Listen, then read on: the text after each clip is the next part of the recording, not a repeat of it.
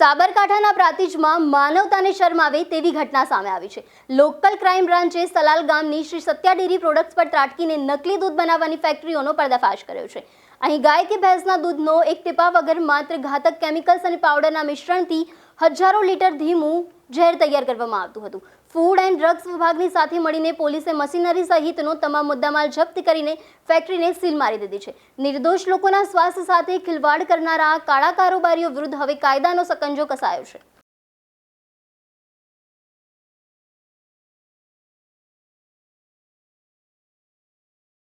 Prantij police સ્ટેશનના સલાલ ગામની અંદર એલસીબીને માહિતી મળેલ હતી કે એક ડુપ્લિકેટ દૂધ બનાવતી ફેક્ટરી જે છે એ તે જગ્યાએ એક સત્યા ડેરી પ્રોડક્ટ્સના નામે રાકેશભાઈ ઉર્ફે ધમો નારાયણભાઈ પટેલ દ્વારા ચલાવવામાં આવે છે। આ માહિતીના આધારે એલસીબીની ટીમ દ્વારા એફએસએલની ટીમ તથા ફૂડ એન્ડ ડ્રગ્સ વિભાગને સાથે રાખીને ત્યાં ચેકિંગ હાથ ધરવામાં આવ્યું હતું અને સ્થળ જગ્યા પરથી ડુપ્લિકેટ દૂધ બનાવવા માટેના અલગ અલગ કેમિકલ્સ તથા તેના માટેના અલગ અલગ જે મશીન્સ છે તે મળી આવતા કાયદેસરની કાર્યવાહી પ્રાંતિજ પોલીસ સ્ટેશન ખાતે ગુનો દાખલ કરીને હાથ ધરવામાં આવેલ છે। સ્થળ જગ્યા ઉપરથી ટોટલ 5 આરોપીઓ જે છે એ પકડાયેલા છે, જેની અંદર જીતેન્દ્રભાઈ વિઠ્ઠલભાઈ પટેલ કરીને છે તે પ્લાન્ટ ઓપરેટર તરીકે કામ કરતા હતા અને તે ઉપરાંત સચિનભાઈ, કરણભાઈ અને અજયસિંહ આ 3 લોકો જે છે એ ત્યાં કર્મચારી તરીકે કામ કરતા હતા।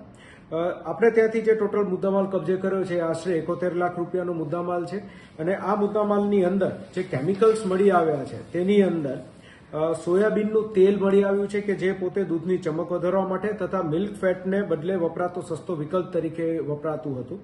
ત્યારબાદ પામોલિન તેલ મળી આવેલ છે કે જે દૂધને ગાઢ તથા ક્રીમી બનાવવા માટે વપરાતું હતું। તે ઉપરાંત જે છે વે પ્રોટીન અને યુરિયા આ પણ મળી આવેલ છે અને કોસ્ટિક સોડા જે છે એ પણ મળી આવેલ છે।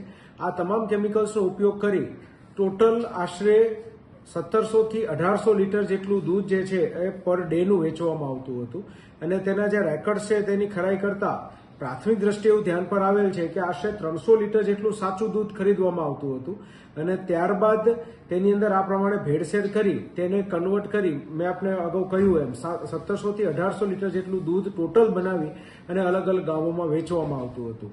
આ ફેક્ટરી જે છે તેની પાસે ઉદ્યમનું રજીસ્ટ્રેશન છે અને એ 2021 થી કાર્યરત છે। કોઈ ડેરીમાં આપતા હતા કે કોઈ ડેરીમાં વેચતા હતા કે આ લોકો જે છે એ અલગ અલગ જગ્યાએથી એ દૂધ કલેક્ટ કરતા હતા અને પછી એના જે પાઉચ બનાવી પોતાના સત્યા ડેરી પ્રોડક્શન પાઉચ બનાવી એ અલગ અલગ જગ્યાએ રિટેલમાં એને વેચતા હતા।